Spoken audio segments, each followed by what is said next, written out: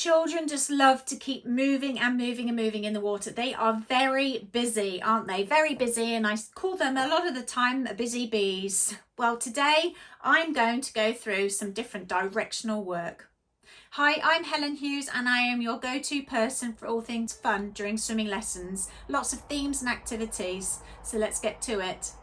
So I love doing directional work, as I have said, and directional work is amazing because the more a child moves, the more that they are actually learning, enabling them to become very agile and move a lot in the water with regards to their bodies, either rotations, or it could be that they're learning the position of where their bodies and where their heads need to be. So it's a lot of proprioceptive body awareness, and it's really great, and they absolutely love it. Something that you can do during parent and toddler classes, but preschoolers love it as well.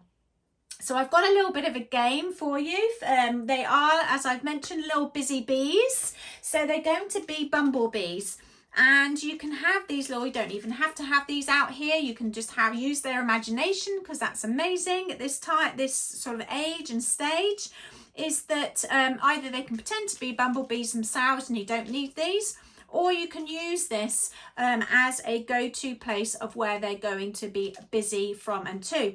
So this is Queen Bee, and she's wanting to get her pollen because she's of course needing to make honey, and the Queen Bee sends off all her workers to go and get all the pollen. So what the pollen is that as you've probably seen from watching my videos before, is that I love to colour coordinate. So if we're collecting honey, then I use yellow buckets, and I've also got everything that is yellow that I potentially have. I've also got some smaller yellow pom-poms as well, 2 different style pom-poms too. So you've got the bigger ones, also got ping pong, and then a ball pit. You can either just have one load of balls out, so you may only have balls, so you can put all the yellow ones out, or you may have just some pom-poms, or you get what I mean. Or you can have a mix of all these out, and it could be that they do certain things they can do a certain skill or activity according to what you have out. Now, because they are balls and they tend to roll away, especially if they are going and collecting, they are needing something to put in. So you can either have these out in the water of where they go and collect from the surface of the water, or it could be that they're already in the buckets, and it could be that you go in size. So you have different buckets for the different size objects that you have. Or it could be that they come back and put them in the buckets. Or what I find very handy are using these cupcakes, because they also then look like they're making their little shapes of their pollen, of their honey cones. So to me, that makes them look really cool. So they can go and collect and put these in here.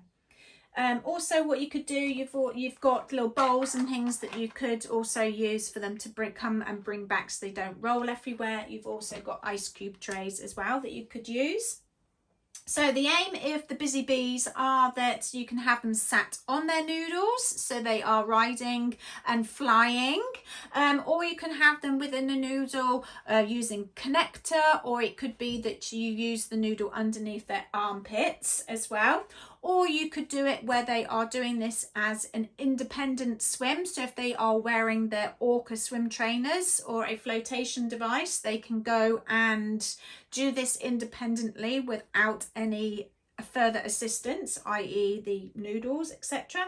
You could also potentially use kickboards, but as you probably know me by now, if you've been watching my videos, is that I don't really use kickboards too often. But anywho, what you're going to do is almost like a little bit of a Simon Says game. So Queen Bee says, and you're going to say this, of where they're going to be moving in a directional way. So it could be that they're moving round in circles. So you could be saying Queen Bee says turn right, and it could be that Queen Bee says turn right 3 times. So they go round 3 times, or it could be that they just keep going until you tell them to stop, to move on. And then you could say, fly away, and then they move forwards then as they are moving around. Now it could be that they come across a piece of nectar, of where they pick that piece of nectar up if they've got there at that point. So you could have these all down the end, and it could be the first person to, or you know, those, once they get to them they can pick them up. And the enticement is that they are trying to move as fast as they can to be able to go and collect the nectar.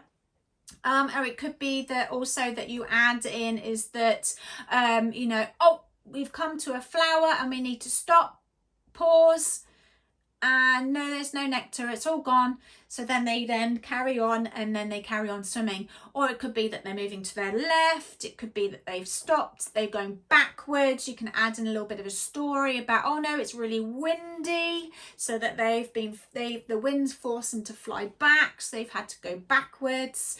It could be that there's lots of rain, so you could create loads of rain for them. So you do a lot of splashing. Or it could be that they create their rain, so they then splash their legs or splash their hands in order to create the rain. And it could be that they do this, they could be going round in a circle together, so you're staying in the space, or it could be that they're dotted around as well. So a couple of different things that you can do there for directional work, and it means that they are really focusing on moving their bodies all over, which means that that body awareness really kicks in. And also they love playing these types of things through games. And let's see how much pollen that they can collect for Queen Bee. Let me know how that goes with within your lessons if you give it a go, and comment below. See you in the next one.